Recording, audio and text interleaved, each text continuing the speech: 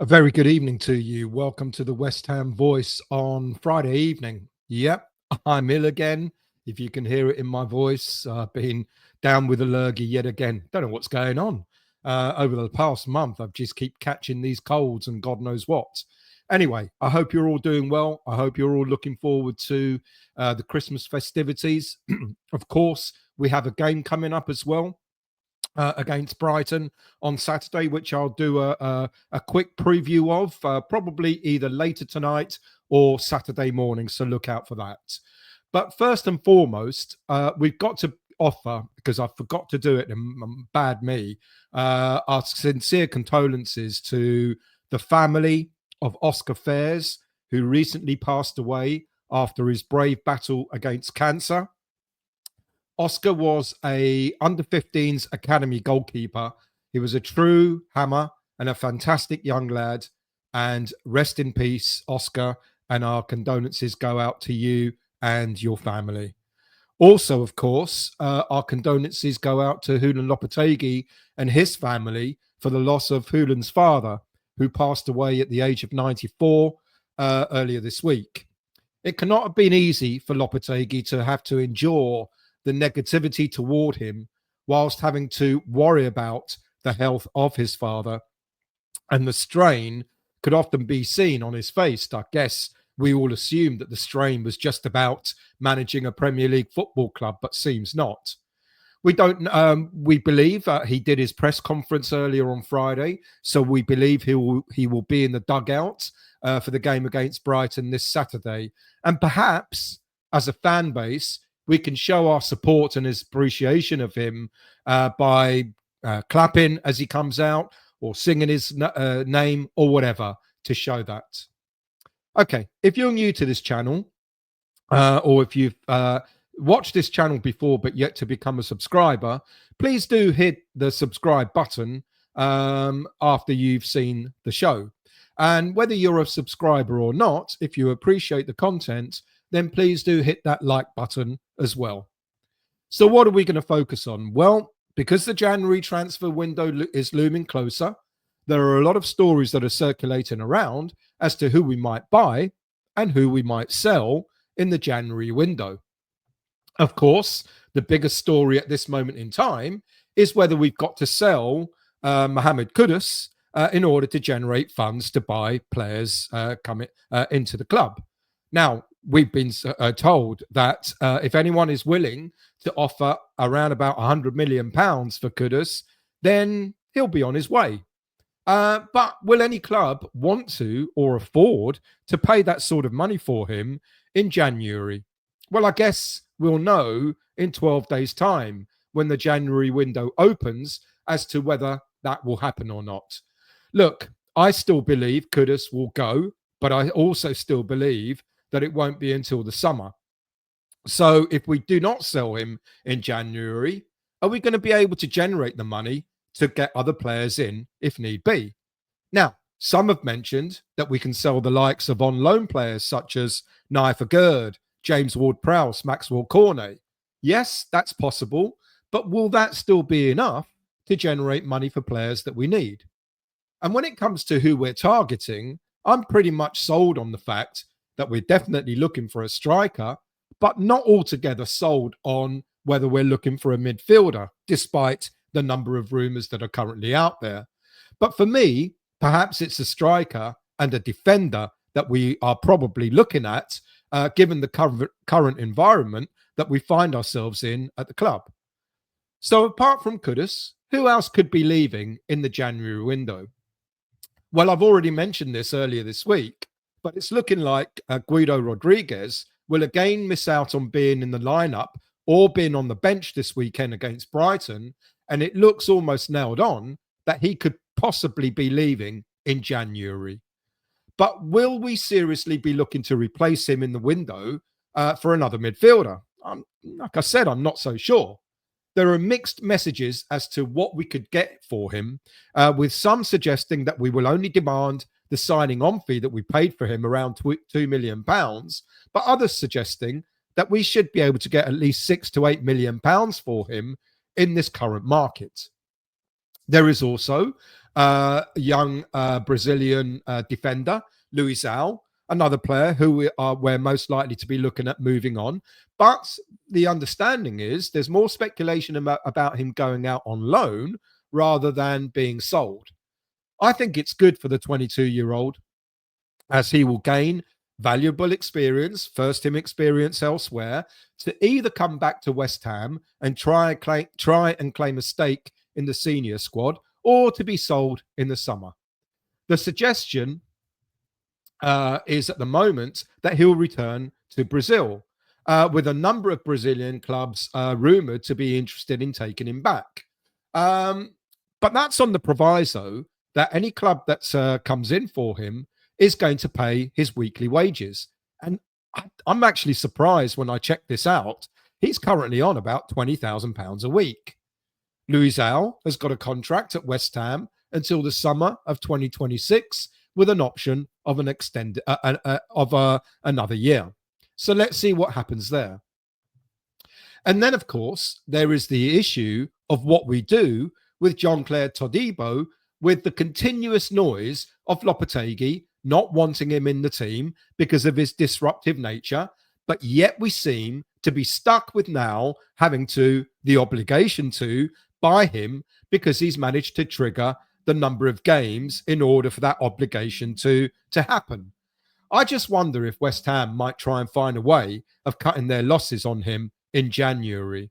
And if so, that then leads me on to questioning the speculation that we're targeting midfielders and strikers as our priorities. As I said, if someone like Todibo goes, then I reckon we're in for defenders and strikers and not midfielders. Let's talk about the midfielders that we are apparently linked to. And the first of those is Chelsea midfielder Carney Chukwuemeka. Look, we were linked to him back at the tail end of the summer transfer window, but nothing materialised. There is also talk of targeting attacking central midfielder Brais Mendes from Sociedad. Chukwuemeka basically operates as a box-to-box style of midfielder, meaning he can contribute both defensively and offensively, and that is the kind of midfielder we seem to be lacking right now. We have the likes of Alvarez, who is that defensive-minded midfielder, and we have the likes of Paqueta and Soler, who are more creative, more advanced, and then, of course, we've got Souček, who's the grafter. But Chukwuemeka can provide more natural cover for Alvarez when he's not available, plus he can provide the support further upfield when we need it as well. The 21-year-old developed through the Aston Villa youth system, and he moved to Chelsea for £15 million in 2022. However, in the 2.5 seasons that he's been at the club, he's only made 32 appearances in total. And in this season alone, Enzo Maresca has not used him at all in the Premier League, having decided to split the squad into two. One squad, or one part of his squad, being Premier League and the other being Europa Conference and Cup competitions. But even in Europa, Chukwuemeka has made just one start in 4 appearances so far this season, with an additional sub-appearance in the Carabao Cup. Now, he may well be a talent for the future, but there are some players who can be ready now rather than waiting another couple of seasons to make their mark. And I just wonder whether we would go for a player who quite hasn't shown us what he's capable of doing in the Premier League. Look, he's got physical strength, good tactical awareness, a lot of technical skill with good vision and passing, and he would certainly add so much needed energy to our central midfield that seems to have been lacking throughout this season. And many would argue that he would be a better bet than Rodriguez, who, to be honest, has struggled to manage with the pace of the Premier League. The two potential drawbacks in acquiring Chukwuemeka are his potential price tag. Apparently, Chelsea have now slapped on a £40 million asking price, and he's currently contracted with Chelsea until 2028. So if they see him as a talent, I guess they're within their rights to expect that sort of fee. And despite his young age and rarely playing, it's reported that he's earning £100,000 a week, which could be the other block for West Ham United. Now, look, Rodriguez, if he goes, and I think he will, is on £75,000 a week. Luizao is on £20,000 a week. So certainly we can cover Chukwuemeka's salary. But will we really pay that sort of salary for a 21-year-old unproven midfielder? I don't know. To me, there are a couple of alternatives that West Ham United should seriously be considering at a fraction of the salary and some with no transfer fee at all.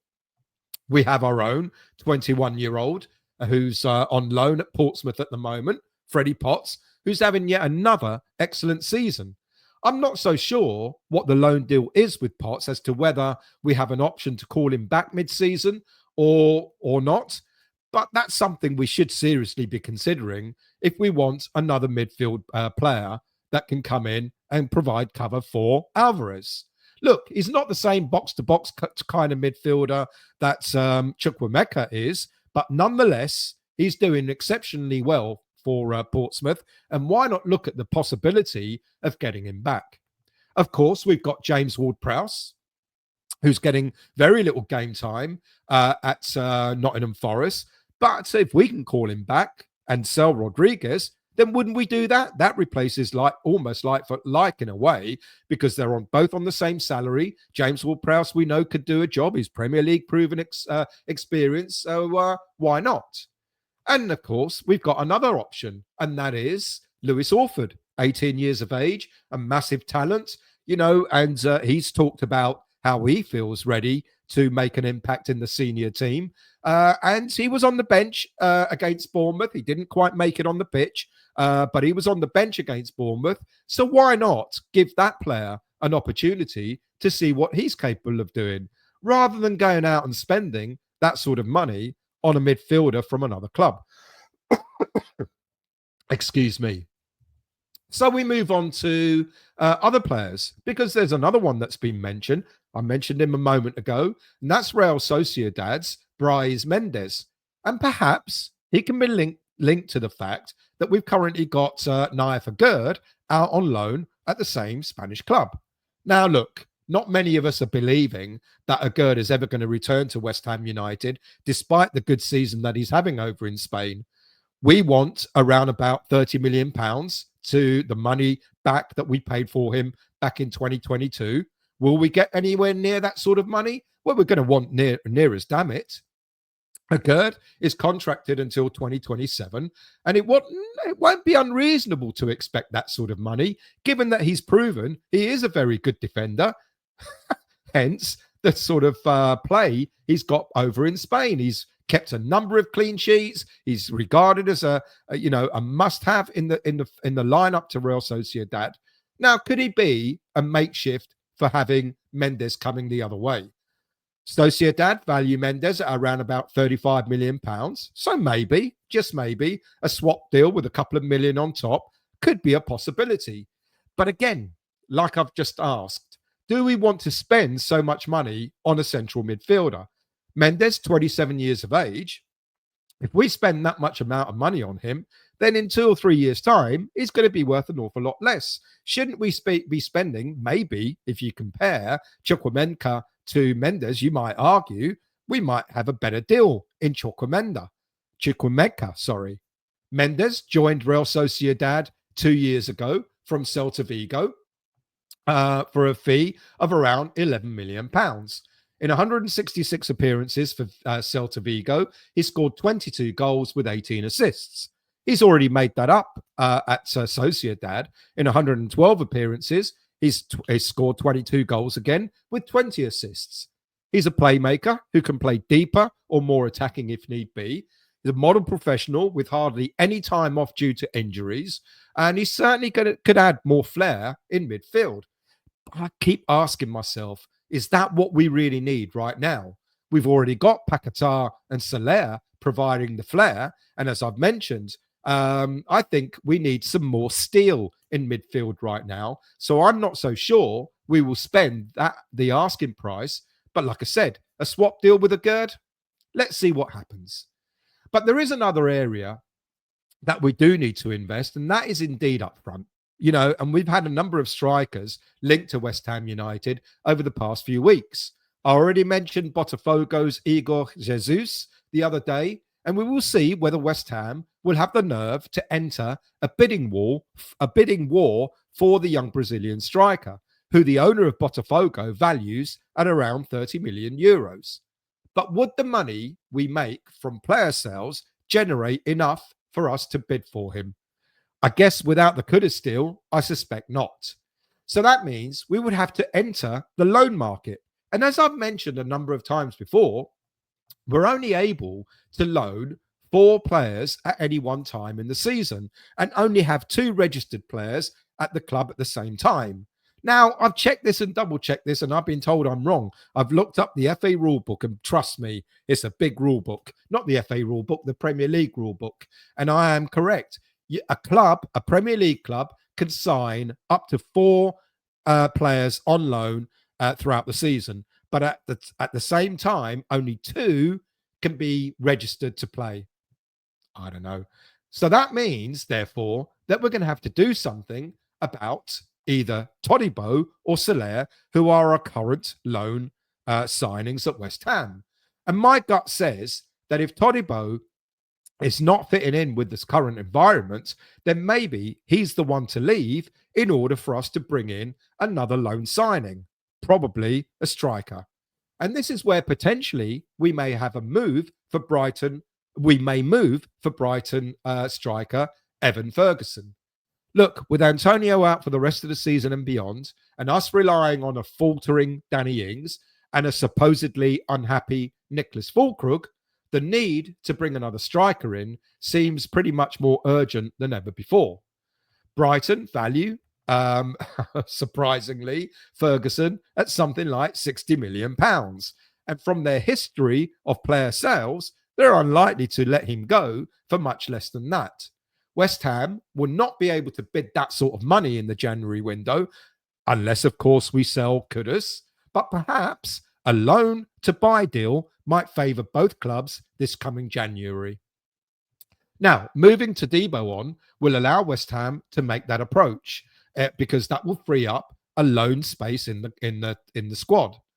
Ferguson has been with Brighton since 2021 and has made 78 appearances in total, scoring 17 goals. This season has not been a great one for him. He's made just 11 appearances in all competitions with only 4 starts, of which 2 have been in the Premier League and 2 in the Cup. It's going to be interesting to see if we can get him. He needs game time. Brighton are not offering enough game time for him. We need a striker who knows the Premier League. Let's see where that goes. Another striker on the radar is Middlesbrough's £10 million rated Emmanuel Lattela. Now, this season, he's notched up 8 goals in 21 appearances for Michael Carrick's side, but it doesn't sound as if Middlesbrough are remotely interested in letting him go, given that they're doing really well in the Championship, and of course, they want to vie for either an automatic promotion or in the playoffs.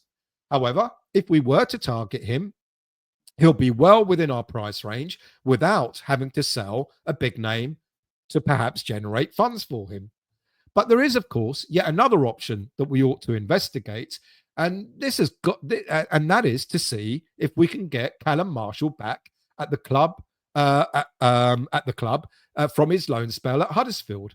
Marshall, 20 years of age, is having a pretty decent spell on loan at Huddersfield. He's scored 5 goals this season with 2 assists in just 13 league starts. He's also a Northern Ireland international, so he's getting plenty of proper competitive game time. This, I guess, is why our youngsters are out on loan. It was encouraging to see Ollie Scarles and Caelan Casey come on and get proper game time against Bournemouth the other day. Could our academy players that are on loan help us not having to spend so much money in the transfer market? Look out for it, because that may be options that would save us a hell of a lot of money. That's it. I'll be back again with a preview of the game against Brighton. Even if we win, we're still going to stay 14th. But anyway, I'll talk about that later. Thank you for watching and listening. Like I said, if you're new to the channel or if you've watched the West Ham Voice before and yet to become a subscriber, please subscribe. Either way, whether you subscribe or not, please do hit the like button and leave your comments below, of which I'll respond to. Thank you all for watching. Thank you all for listening. Have a great weekend, and I'll see you all soon.